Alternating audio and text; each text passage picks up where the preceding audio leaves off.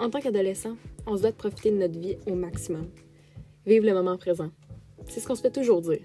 C'est facile à dire, mais difficile à faire quand on va à l'école durant une bonne partie de notre journée puis que la seule chose qu'on a envie de faire en revenant le soir, c'est de s'endormir dans son lit en oubliant complètement la journée qu'on vient de vivre. On dirait que la motivation à faire des tâches n'est pas là, puis qu'elle ne viendra pas. Même si tu sais pertinemment que tu as un travail à remettre demain matin, tu préfères te plonger dans tes couvertes et écouter une petite série de 27 épisodes. C'est correct de prendre une pause de la réalité. Faut juste pas complètement s'y évader pensant qu'on fait le bon choix.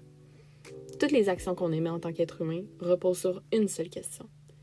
Comment je peux faire en sorte que, dans la société actuelle, je devienne une meilleure personne pour moi-même, ma famille, mon entourage et le monde entier?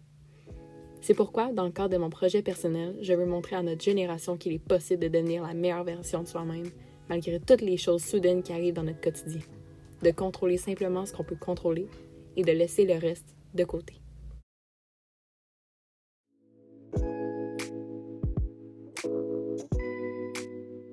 Tout d'abord, ce qui nous donnera de l'énergie tout au long de la journée, c'est ce qu'on fournit à notre corps, donc notre alimentation. En effet, on doit fournir l'énergie et les nutriments nécessaires à ce survie.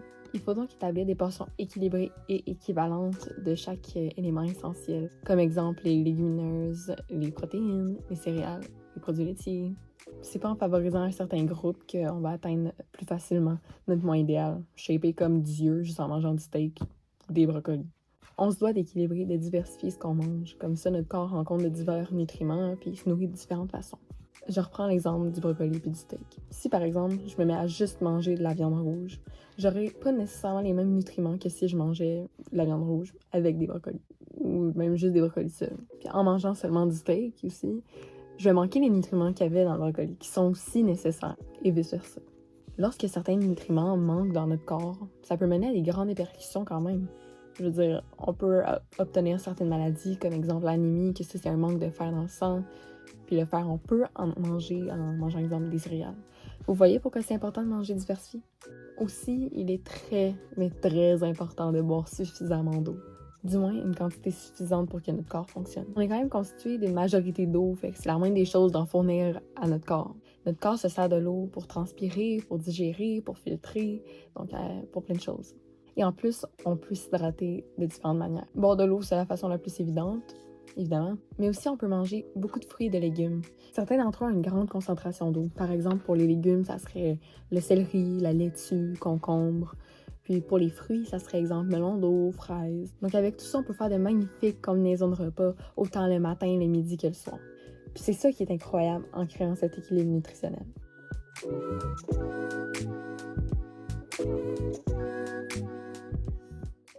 Pendant la journée, il est important de ne pas gaspiller du temps parce que chaque seconde est importante. Le temps est vraiment précieux. Pour devenir la meilleure version de soi-même, on se doit d'être le plus productif possible. Il est plus facile d'être efficace lorsque notre espace de vie l'est aussi. C'est pourquoi je vous conseille d'organiser votre chambre en réponse à vos besoins. Cela peut sembler banal ou insensé, mais simplement faire son lit, ça peut changer la différence. Puis dans une vue d'ensemble, ça a l'air plus propre, plus accueillant. Puis ça, c'est plus propice à la productivité. Aussi, à chaque semaine, on peut se trouver un moment pour ranger notre chambre ou ranger le matériel non nécessaire parce que plus de matériel veut dire plus de complexité. Simplement de mettre de côté les choses qui ne sont pas essentielles à être efficaces pour une longue période de travail et de temps. Il y a deux manières de voir ces actions. La première, c'est de les voir comme des corvées, c'est insensé, ça nous démotive complètement. Et la deuxième, comme des petites victoires. Selon moi, c'est une bien meilleure manière de voir les choses puisque ça ne nous tire pas vers le bas, ça nous monte vers le haut. On se sent plus productif, plus motivé, puis c'est encore plus encourageant. C'est en voyant de cette façon qu'on peut instaurer un système de récompense, comme à chaque fois qu'on accomplit une telle tâche ou qu'on accomplit une liste de tâches avant la fin de la journée. On peut se récompenser, exemple, avec un petit drink Starbucks ou aller s'acheter notre mets préféré dans un restaurant. Ensuite, pour être plus productif dans sa manière de travailler, on peut écrire nos échéanciers, nos buts, nos tâches dans des calendriers, des to-do lists, des cahiers consacrés à ça pour visualiser ce qui nous attend dans les prochaines semaines. C'est dans ce recueil que vous allez trouver toutes vos tâches et vos échéanciers, comme j'ai mentionné, mais aussi tous vos buts durant toute l'année, donc ça va vous garder motivé à travers ce processus. C'est une question de tout le temps se rappeler pourquoi on fait, qu'est-ce qu'on fait en ce moment. d'être reconnaissant de faire ce qu'on fait. Aussi, si vous avez de la misère peut-être à visualiser ce qui vous attend, je vous conseille d'insérer un code de couleur. Par exemple, si vous êtes encore à l'école, je vous conseille de faire, exemple, vos examens en bleu, vos devoirs en rose, vos remises en orange, juste pour que vous sachiez qu'est-ce qui vous attend cette semaine. C'est plus facile à distinguer, comme ça le cerveau associe la couleur à la tâche, puis à chaque fois qu'il va voir votre calendrier hebdomadaire, il va savoir directement qu'est-ce qu'il fait parce qu'il va associer dans le fond la couleur à tel travail. Bref, en gardant votre espace de travail organisé et votre planification à jour, vous serez en mesure d'accomplir plus de tâches dans un même laps de temps.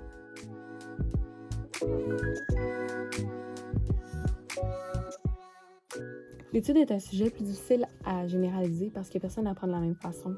Il y a des personnes qui préfèrent apprendre de manière visuelle, auditive ou vraiment de mettre dans le concret.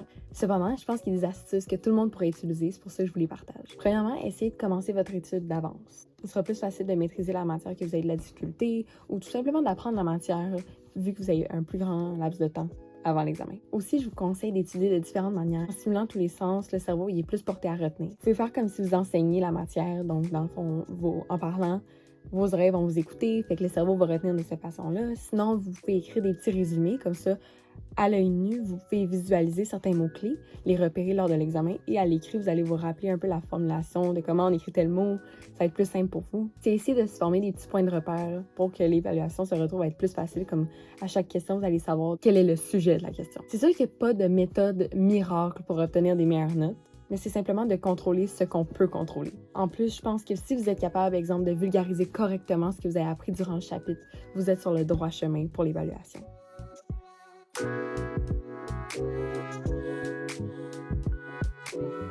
L'entraînement est un moyen incroyable pour l'humain de dépenser de l'énergie. Si on vit dans l'être, donc ce qu'on est en tant qu'individu, c'est le principe qu'on devrait y accorder. Puis si on vit dans le paraître, donc ce qu'on prétend être, ça change complètement le sens. En 2023, ça serait insensé de dire que les standards de notre société de consommation n'exigent pas qu'on aille s'entraîner dans un gym. Donc c'est pour ça que certaines personnes vont au gym pour les mauvaises raisons, pour plaire aux standards que cette société-là nous impose. Cependant, comme j'ai mentionné au début de la vidéo, nous, quand on est dans une quête de notre moi idéal, on devrait complètement mettre ça de côté puis se demander à nous-mêmes pourquoi moi, je devrais prendre le temps d'aller m'entraîner. Pourquoi moi, ça devrait me faire du bien. Qu'est-ce qui me motive à aller m'entraîner? Et à ça, je réponds, il y a tellement de points positifs sur le corps ainsi que pour notre santé mentale à faire du sport. Le sport, ça peut être juste un moyen pour s'évader du moment présent. Exemple, si on vient des temps difficiles à la maison, à l'école, juste dans notre entourage ou en général, on se sent moins bien.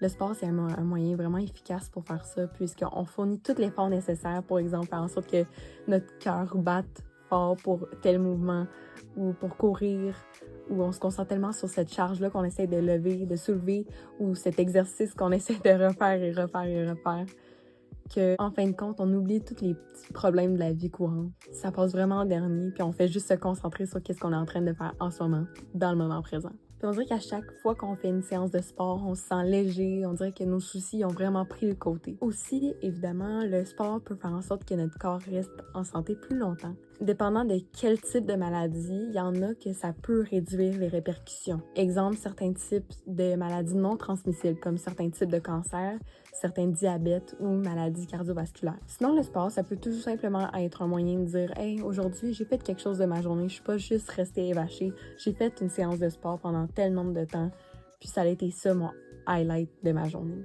Personnellement, moi, ça fait 10 ans que je joue au soccer, je suis tellement contente de faire ce sport-là. Mais aussi récemment, j'ai découvert une chaîne YouTube, MadFit. C'est une YouTubeuse canadienne qui encourage vraiment le sport, l'entraînement, mais de façon positive. Elle encourage vraiment l'activité physique dans différents moyens. Par exemple, elle publie des danses, des entraînements sans matériel ou simplement des étirements pour rejoindre le plus grand public cible. Puis en même temps, grâce à la diversité de ces entraînements-là, on peut rendre l'utile à l'agréable. Pour bien s'entraîner en 2023, selon moi, il suffit seulement d'avoir la volonté, la motivation de faire en sorte que notre corps dépense de l'énergie, de juste se lever de son sofa puis d'agir. Simplement de faire en sorte que notre corps reste plus en santé longtemps puis qu'on se change les idées de temps en temps.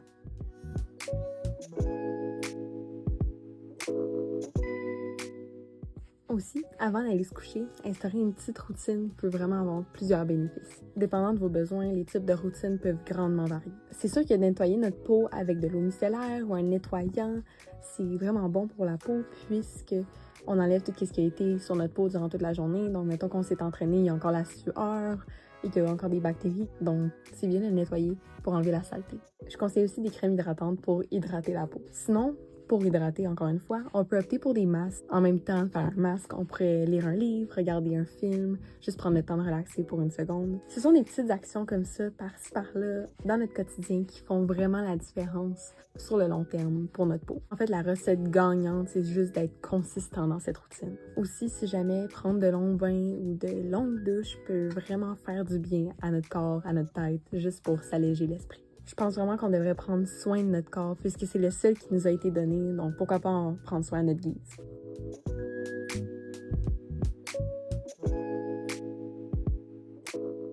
Pour finir et commencer une journée, tout se base sur le cycle de sommeil. C'est ce qui va complètement changer le fil de nos journées. On doit s'assurer de dormir un bon nombre d'heures suffisant pour être productif, pour fonctionner, pour ne pas être fatigué le lendemain et pour simplement avoir et sentir qu'on a le maximum d'énergie dans le corps pour fonctionner. Une des astuces que je pourrais vous conseiller, c'est simplement d'arrêter l'écran minimalement 1 heure avant l'heure du coucher. Écran comme tablette, télé, téléphone cellulaire. C'est conseillé d'arrêter 1 heure avant parce que sinon, ça stimule le cerveau. Nous, ce qu'on cherche à faire, c'est de l'ennuyer au point qu'il veut juste s'endormir, passer à la journée suivante. En faisant ça, ça fait tout le contraire, donc ça le stimule. Aussi, je vous conseille d'instaurer, comme j'ai mentionné auparavant, une petite routine relaxante avant l'heure du coucher. Exemple, prendre sa douche, prendre un bain, faire des masques, faire des soins du corps, simplement pour nous rendre plus relaxés, plus détendus et plus prêts à aller dormir. Sinon aussi, une bonne habitude que personnellement, je n'aurais jamais pensé à adopter, mais qui change complètement la donne, c'est de consacrer notre lit à dormir. Ce que je veux dire par là, c'est de ne pas lire dans son lit, de ne pas regarder, exemple, notre iPad dans notre lit ou ne pas manger dans notre lit. Exemple. Pourquoi? Sinon, ça va faire en sorte que le cerveau va associer l'action au lieu. Donc, manger dans le lit, regarder l'iPad dans le lit, c'est pas ça qu'on veut faire. Nous, qu'est-ce qu'on cherche à faire, c'est dormir. Donc, quand on va essayer d'aller dormir, le cerveau va se demander « Mais pourquoi en ce moment, je suis pas en train de regarder mon iPad? » C'est ça que je veux faire. C'est ça qu'on est censé faire. On est dans le lit. Donc, on doit vraiment consacrer cet espace-là à faire seulement l'action de dormir. Sinon aussi, l'aspect qui est sûrement le plus important, c'est de régulariser notre cycle de sommeil. Donc, ne pas se coucher ou se lever 2 à 4 heures plus tard que l'heure habituelle, soit de réveil ou de coucher, parce que sinon, ça débalance complètement le cycle. Nous, qu'est-ce qu'on cherche à faire, c'est le régulariser pour ne pas perdre de temps à essayer de s'endormir ou à se lever le matin. Puis si on ne fait pas ça, justement, on va, exemple, se coucher plus tard, ce qui va engendrer le fait qu'on va se lever plus tard et donc se coucher plus tard parce qu'on va pas être fatigué plus tôt, donc se relever plus tard et ainsi de suite. Ce n'est pas ça qu'on cherche à faire. Donc nous, qu'est-ce qu'on cherche à faire pour devenir la meilleure version de nous-mêmes? C'est simplement d'aller dormir le plus tôt possible pour ne pas perdre une seconde de notre journée et de la prochaine pour être simplement plus productif et se lever le lendemain moins fatigué.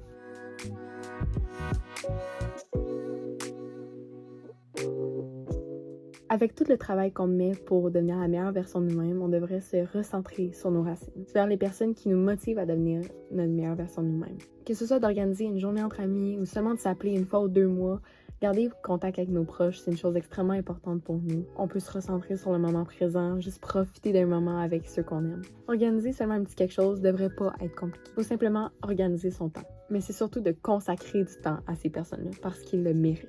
Il faut surtout profiter de chaque moment comme si c'était le dernier. Qu'on voit ces personnes-là à chaque jour ou 1 fois dans l'année, il faut tout faire de notre possible en tant que meilleure version de nous-mêmes pour embellir leur journée. Dans ce processus pour devenir notre version idéale de nous-mêmes, on se doit d'être une meilleure personne autant pour nous que pour les autres.